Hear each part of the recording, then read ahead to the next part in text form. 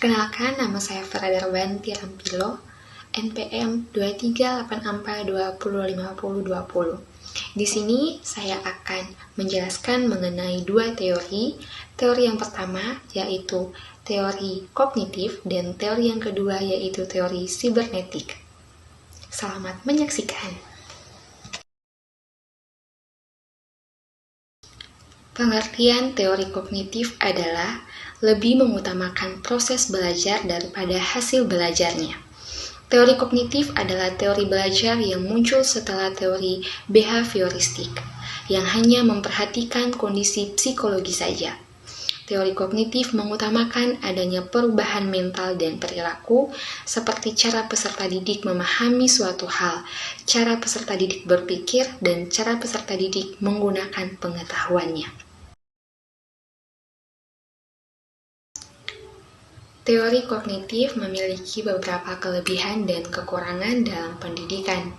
Berikut ini adalah beberapa kelebihan dan kekurangan teori kognitif. Untuk kelebihan teori kognitif, di sini memudahkan siswa untuk memahami materi belajar, membantu siswa menjadi lebih mandiri dan kreatif, meningkatkan kemampuan pemikiran dan berpikir kritis, membantu siswa menghubungkan informasi yang telah diperoleh, membantu siswa dalam membuat rencana dan menyusun informasi. Dan untuk kekurangan teori kognitif tidak sesuai dengan semua tingkat pendidikan. Teori kognitif sulit diterapkan pada pendidikan tingkat lanjut. Teori kognitif tidak menyediakan informasi yang lebih spesifik.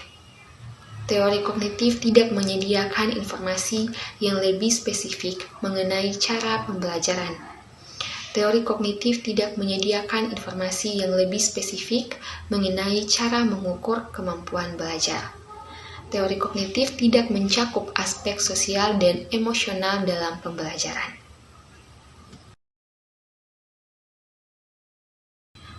Penerapan teori kognitif dalam proses pembelajaran berfokus pada perubahan proses mental dan pemikiran individu.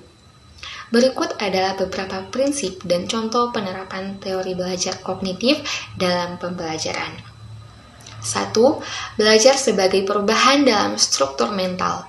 Teori belajar kognitif menjelaskan belajar sebagai perubahan dalam struktur mental individu. Dalam proses pembelajaran, guru harus memperhatikan dan membantu siswa dalam memperbaiki dan memperkuat struktur mental yang mereka miliki. 2. Meningkatkan pemahaman dan penguasaan.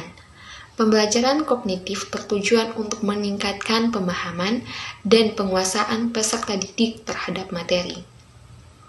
Guru harus membantu siswa dalam memahami konsep dan ide yang terkait dengan materi yang dijelaskan. 3. Berpikir kritis. Teori belajar kognitif menekankan pada berpikir kritis dan menyertakan kompetensi berpikir dan memecahkan masalah. Guru harus membantu siswa dalam memahami konsep dan ide yang terkait dengan materi yang dijelaskan. 4. Meningkatkan kemampuan berpikir.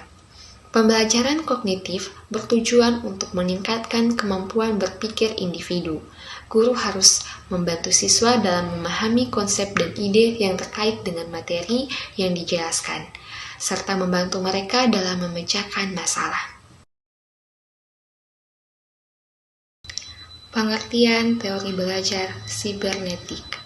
Teori belajar sibernetik merupakan perkembangan dari teori belajar kognitif yang menekankan peristiwa belajar sebagai proses internal yang tidak dapat diamati secara langsung dan terjadi perubahan kemampuan yang terikat pada situasi tertentu.